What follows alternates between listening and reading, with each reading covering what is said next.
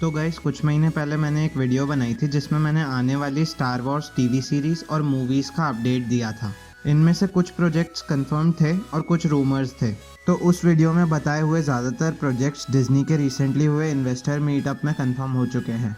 साथ ही हमें कुछ और नए प्रोजेक्ट्स के बारे में इंफॉर्मेशन भी मिली। तो इस वीडियो में हम डिस्कस करेंगे स्टार वॉर्स के आने वाले सारे प्रोजेक्ट्स के बारे में।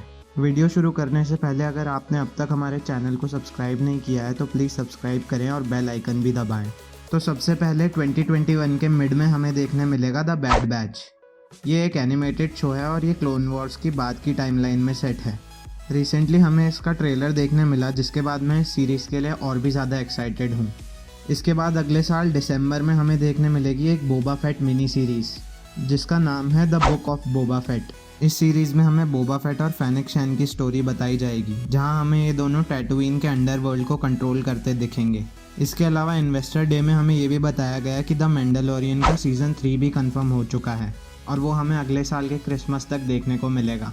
तो मेरे हिसाब से the book of Boba Fett series में 4 एपिसोड्स होंगे और दिसंबर के हर एक वीक में हमें एक नया एपिसोड देखने को मिलेगा और वो सीरीज़ ख़त्म होते ही हमें मैंडलोरियन का सीज़न 3 भी देखने को मिलेगा। इसके बाद 2022 में हमें एक नई रोग वन स्पिन ऑफ सीरीज़ देखने मिलेगी जो कि बेस्ड होगी कैसियन एंडोर पे। ये एक 12 एपिसोड सीरीज़ होगी जो कि अभी अंडर डेवलपमेंट है। इसके अलावा 2022 में हमें एक ऐसी सीरीज़ देखने मिलेगी जिसके लिए मैं सबसे ज़्यादा एक्साइटेड हूँ और वो है ओबी-वन केनोबी सीरीज़। ये सीरीज़ बेस्ड होगी रिवेंज ऑफ द सिथ के इवेंट्स के 10 साल बाद की टाइमलाइन में।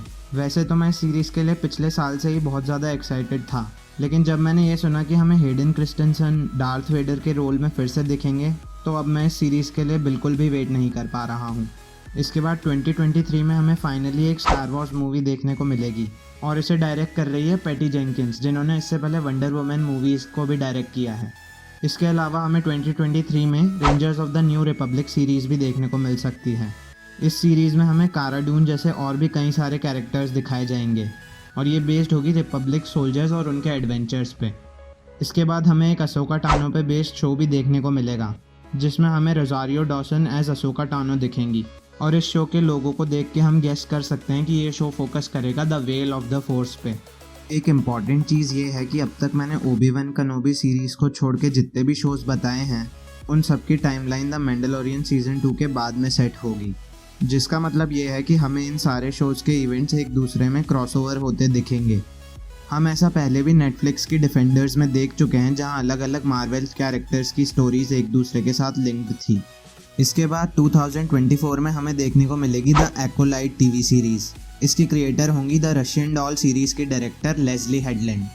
ये सीरीज़ एक मिस्ट्री थ्रिलर होगी जो कि हाई रिपब्लिक एरा में सेट होगी, यानी कि ये series original star Wars movies से कई 100 साल पहले की टाइमलाइन में सेट होंगी।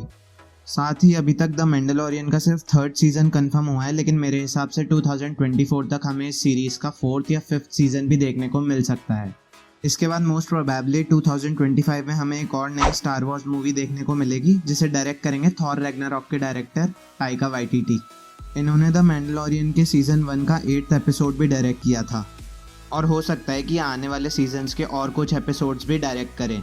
इसके बाद हमें लैंडो कैलरिसियन पे बेस्ड शो भी देखने को मिलेगा जो कि मोस्ट प्रोबेबली 2025 में रिलीज़ होगा, लेकिन अभी तक ये रिवील नहीं किया गया है कि इस सीरीज़ में लैंडो का रोल कौन प्ले करेगा, बिली डी विलियम्स या फिर डोनाल्ड ग्रोवर। हालांकि राइज ऑफ स्काईवॉकर के फाइनल सीन के बाद मुझे लगता है कि हमें बिली वापस से लैंडो के रोल में देखने को मिल सकते हैं। इसके अलावा हमें एक नए कॉन्सेप्ट पे बेस्ड शो देखने मिलेगा जिसका नाम है स्टार वॉर्स विजन्स और ये शो में हमें एनिमे बेस्ड शॉर्ट फिल्म्स देखने को मिलेगी। इस शो के लिए लूकस film most popular Japanese Studios को हायर करेंगे। मैं पर्सनली एनिमेज का बहुत बड़ा फ़ैन हूँ और इसलिए मैं इस सीरीज़ के लिए बहुत ज़्यादा एक्साइटेड हूँ। इसके अलावा हमें एक और नए शो के बारे में बताया गया जिसका नाम है अ ड्रॉइड स्टोरी और ये शो बेस्ड होगा फ़ैन फेवरेट ड्रॉइड्स R2-D2 और C-3PO और उनके एडवेंचर्स पे, लेकिन अब तक ये नहीं कंफर्म किया गया है कि इस शो की टाइमलाइन क्या होगी। तो गाइज़ ये तो स्टार वॉर्स के कंफर्म्ड प्रोजेक्ट्स थे, लेकिन इसके अलावा भी कई ऐसे प्रोजेक्ट्स हैं जो हमें फ्यूचर में देखने को मिल सकते हैं, जैसे कि Kevin Feige directed star Wars movie जिसकी स्टोरी अभी अर्ली डेवलपमेंट फेज़ में है। इसके अलावा फ्यूचर मैंडलोरियन सीजन्स भी अभी तक अनाउंस नहीं किए गए हैं, लेकिन शो की सक्सेस को देख के मुझे लगता है कि हमें इसके कम से कम 5 सीजन्स तो देखने को मिलेंगे ही। साथ ही लास्ट वीडियो में मैंने आपको Ryan Johnson directed spin off trilogy के बारे में बताया था, लेकिन मेरे हिसाब से द लास्ट जेडाई का रिस्पॉन्स देखने के बाद डिज्नी ने वो ट्रिलॉजी कैंसिल कर दी है। तो गाइज़, अब तक जितनी भी स्टार वॉर्स प्रोजेक्ट्स अनाउंस हुए हैं मैंने उन सब के बारे में आपको बता दिया है।